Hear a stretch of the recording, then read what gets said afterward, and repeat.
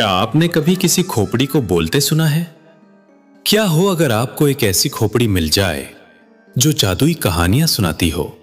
आज हम आपको ले जा रहे हैं एक जंगल में, जहां एक बंदर को मिली ऐसी ही एक पुरस्कार बोलती खोपड़ी।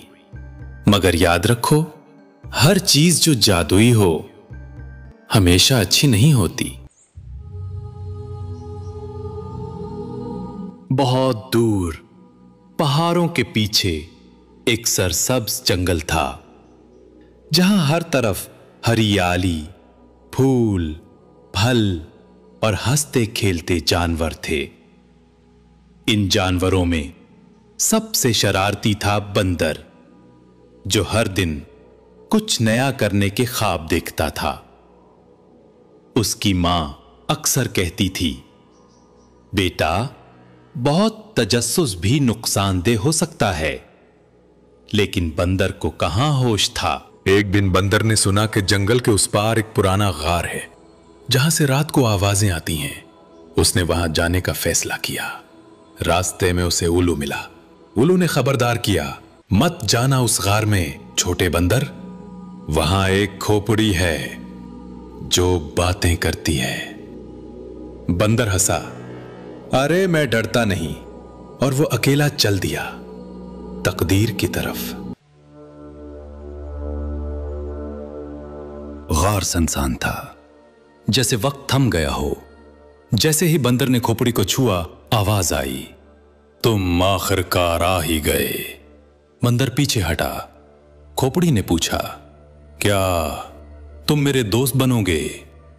वादा करो कि किसी को मेरे बारे में नहीं बताओगे। बंदर ने वादा कर लिया और खोपड़ी ने सुनाना शुरू की अपनी पहली कहानी। हर रात बंदर आता और खोपड़ी उसे हैरत अंगेज कहानियां सुनाती। कभी शहजादी की, कभी बादलों की, कभी जादुई दरख्तों की। बंदर खुश था, मसरूर था, मगर कुछ न कुछ बदल रहा था। बंदर का दिल चाहने लगा, सबको बताऊं कि मैं कितना खास हूं। एक दिन उसने दोस्तों को सब कुछ बता दिया। दोस्त हंसते हंसते उसके साथ गार में चले गए। जैसे ही सब पहुंचे, खोपड़ी चमकने लगी, तुमने मेरा राज तोड़ा, अब तुम भी खामोश हो जाओगे। बंदर की आवाज बंद हो गई।